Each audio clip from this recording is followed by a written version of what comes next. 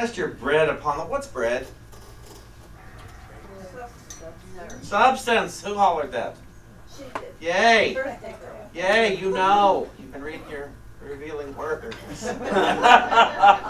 Yeah, your bread, cast your bread upon the water. That's your spiritual substance. Your thoughts. Your bread, cast your thoughts upon the water that it may be cleansed, and you can get a true thought. So you can see what the heck is going on here. Today's talk is called Faith in What? Faith in what? Or faith in what? Depends how you look at it when you read the cover of your bulletin. And faith in what? And faith in what? What is your faith in? Where are you placing your faith? So a lot of people think that faith is just about God. And no, it's what you're trying to convince yourself is going to take place, or not even going to take place, but what is taking place. What you're trying to convince yourself is taking place in your life. And we can direct our faith in so many different directions. So many different directions. And where are you placing your faith? I remember years ago, I think I may have told the story recently, but Olga Butterworth, Eric Butterworth's wife, used to lead meditations and things at Unity in New York at the Lincoln Center Church. And one day she was filling in for Paul, who was away doing this Thursday meditation, and it was a circle of people who got prayer requests. And somebody said, well, Olga, I know that fear is the opposite of faith. And I am not sure what to do about that. And she said, oh, no. Fear is not the opposite of faith. Fear is faith. It's faith in what you're afraid of. You see, we keep trying to get God to take control of our lives when we really don't want God to have control of our lives. We clearly have control of our experiences. And that doesn't mean, how did I make that thing happen? What it means is, how did I make myself think this about that thing happening? You see the difference? Are you clear on the difference here? That thing happened. Let's say two cars run into each other out there in the street. Okay, I didn't make that car accident happen, but I made my experience of it happen. If we suddenly saw a great big wedding happening out here in the parking lot, again, we didn't make that wedding happen, but we made our experience of seeing that wedding happen. And that's the same thing with our bodies, with the floor, with the ceiling, with everything. We make our experience of it. We completely, from start to finish, create our own experience of everything. There will be, let's say there's 50 people here. I'm hoping there's 50. Somewhere, 40, 50. I like to round up. And each of us is having a different experience of this morning, of this service, of this celebration service. And if you like it, it's much easier to use the word celebrate in that service. If you don't, just a service. It was, oh, that guy got up there and talked today. I don't know what he said. But everybody seemed like they were in a good mood. Some people come here just because it's just so darn happy. Oh, it's happy there. They laugh. I never laughed in church before. So I'm going to keep going back. And then they come back, and they come back, and they come back. And then suddenly, there's something happens where they're called upon to change their thoughts about something they didn't know they would be called upon to change their thoughts. It happens in the most spiritual of places, and I'd like to think we're one of the most spiritual places. It happens in the 12-step rooms. It happens at Kapala. It happens in all sorts of places where you know, oh, it's one. I could change my thought about this. Oh yeah, I can get a gift. I'll cast this on the water, and I'll cast this on the water. Oh no, not my mother. I'm sorry, that's not my fault. My stepfather. No, not going to happen. Not going to happen. I'm sorry. Maybe this church isn't for me. Maybe I should drink. Maybe I need to go back the 12 steps. I'm sorry, my sponsor's insane. I just can't go. Those people are too sad. I can't go there. You know, there's all sorts of reasons not to shift our thoughts. You know, about something. I remember years ago when I went into the 12-step rooms. There was this guy. He always sat in the back. control circles, they call that resentment row. And he always sat in the back. And he would, but he had a lot of years, So one day I ran into him in the subway, and he didn't have so many years anymore. And he said, Shawn, I picked up because I stopped drinking, so something wouldn't happen. He didn't tell me what it was. He said, and it happened. That's why I picked up. So there were conditions to his good. No, he's not bad for this. We all got our stuff. There were conditions to his good. And I thought, oh. And he kept saying, do you get it? Do you get it? I said, I get it. I get it. Okay, pull it in. I get it.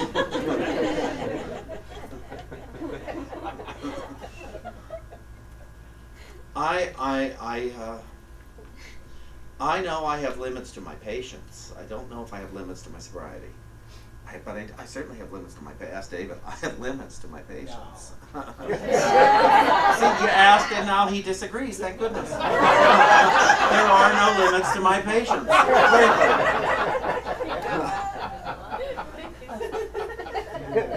Good news. There are no limits.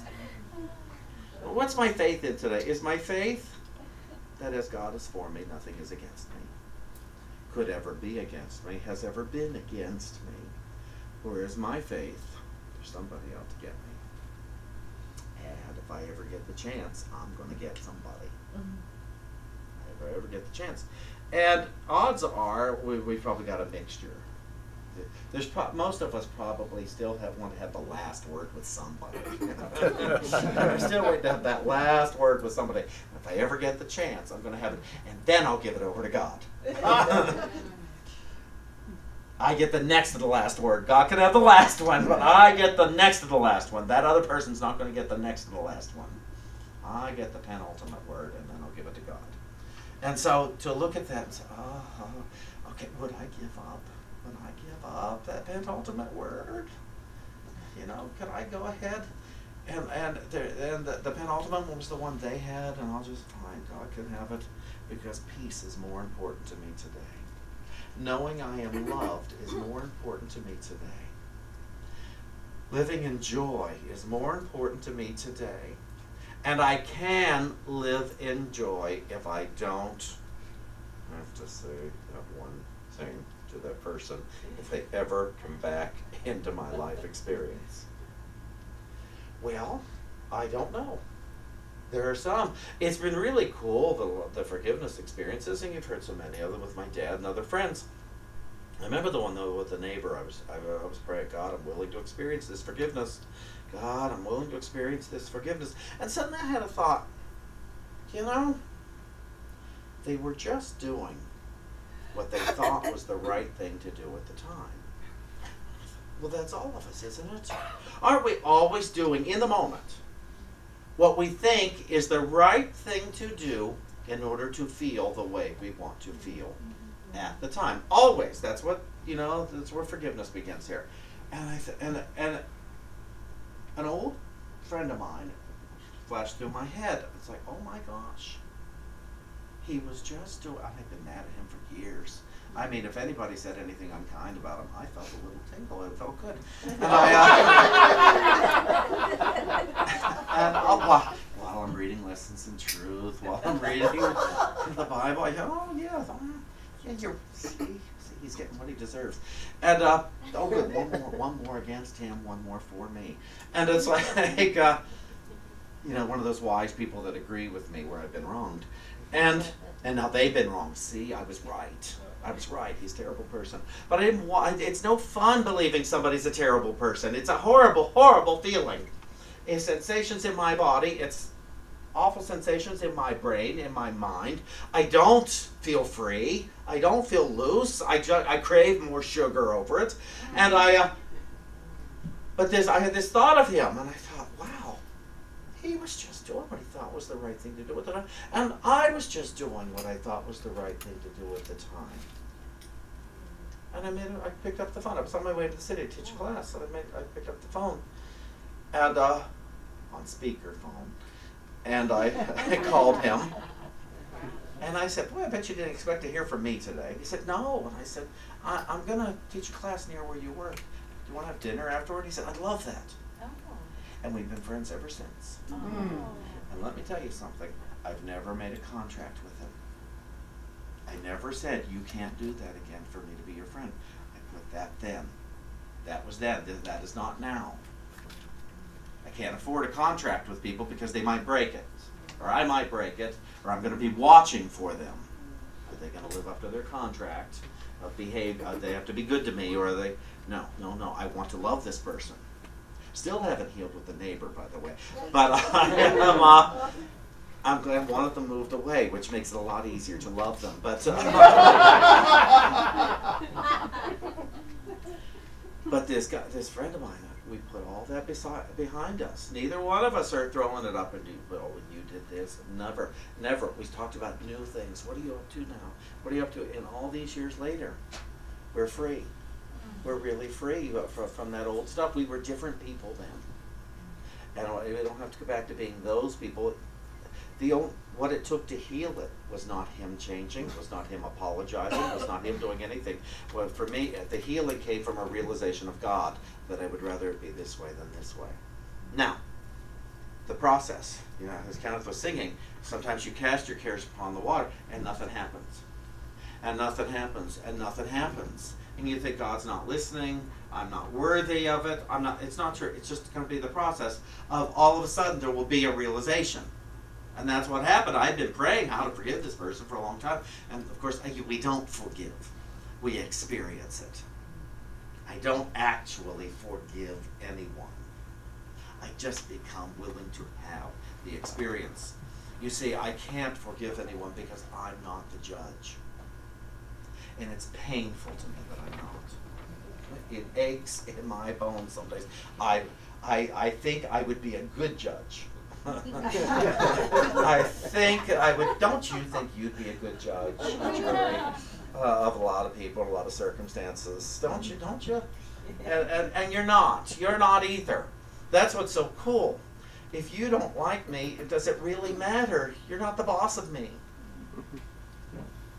Remember the thing you used to say? You're not the boss of me. You can't tell me what to do. You're not the boss of me.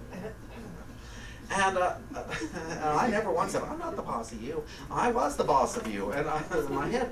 And I was like, I don't want to be the boss. And I don't want my opinions to matter in truth. When I'm in my right mind, when my faith is placed as God is for me, nothing could be against me. I'm going to read a couple of things to you. First of all, with your bulletin, Eric Butterworth said, faith simply tunes into and turns on the divine flow that has always been present. So there. Charles Fillmore defines faith.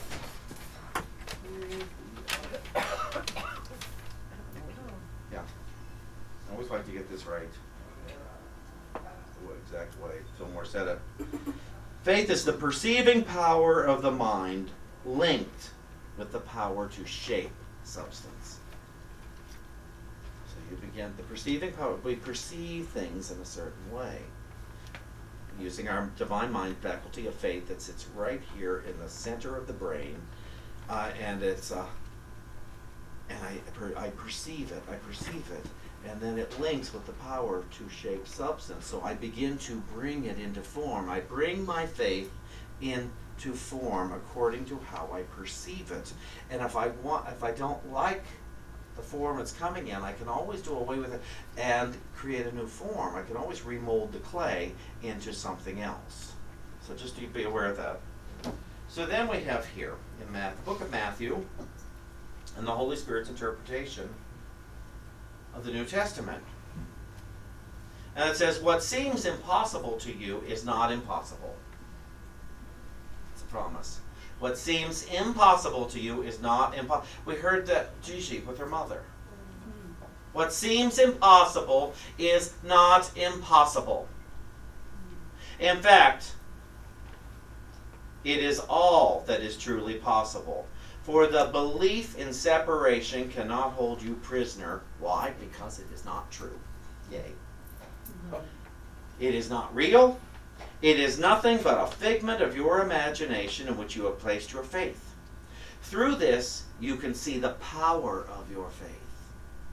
As I talk today, are you guys recognizing how powerful each and every one of you are? That where you have placed your faith, you have begun to see a manifestation. It's begun to take form in your life in one way or another. So, Holy Spirit says, but I ask you to remove your faith from what you believe now and place your faith in me, that you may see through different eyes. Surely you will see differently. You must look at your faith and see where you are placing it before you can choose to place it with me. Many believe they have placed their faith in God, when truly they have placed their faith in men and women and in the world. Truly I say to you, look at your faith honestly. And what do you believe? In what do you trust? And if it is not placed firmly with me in all things, are you willing to choose again? The call to truth is within you. Only by answering the call and receiving my guidance will you know what calls. And then over here earlier in Matthew, in chapter 13, actually it's chapter 14. Yes. Spirit says, the Son of God is an extension of his Father, but this he has forgotten. That he has forgotten does not change what is true. What we're saying is just because we've forgotten that God is our source doesn't mean it's not true. When you see yourself in this forgotten state and you believe that you are guilty and you live in a fearful world, it is then that you suffer.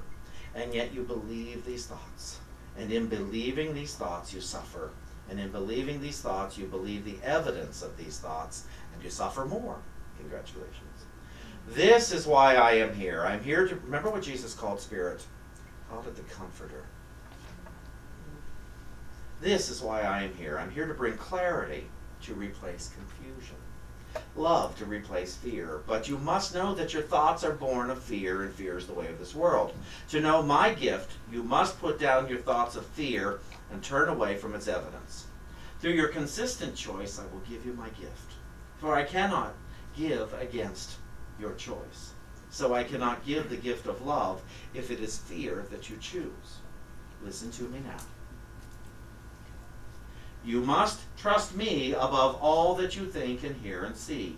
You must put me above yourself and your world. And you do this by your choice, by selecting the thoughts you will believe and the thoughts you will let go. Thoughts of love and thoughts of fear are in your mind now. Where will you choose to put your faith? This is what I am telling you. If you seek confusion and fear, you will find it. For the world breeds confusion and fear. But if it is truth and clarity that you seek, I offer it to you now. Let go of everything that is not the gift I offer, accept only my gift. In this way, the treasure of heaven is yours also. The soaring of thoughts is the work that must be done. The sorting of thoughts is the work that must be done. This is the moment-to-moment choice you must make. Where will you put your faith? If you ask for help, you make your choice, and I will help. I will lead you along the path and point your choices out to you. Spirit says, depend upon me now. And so would you put your faith in, as God is for me, nothing could be against me. If nothing is against me, then everything and everyone must be for me. Take on the innocence of a child. The innocence and the belief that everyone is around you just to help you get through the day. And you're part of everyone else's everyone to help them get through the day. Would that be okay? And when you get confused, you look, as Jesus did, heavenward. Doesn't mean in the sky. It means to the highest mind within you for the answers you seek. Faith in what? Faith in God. That's what it is.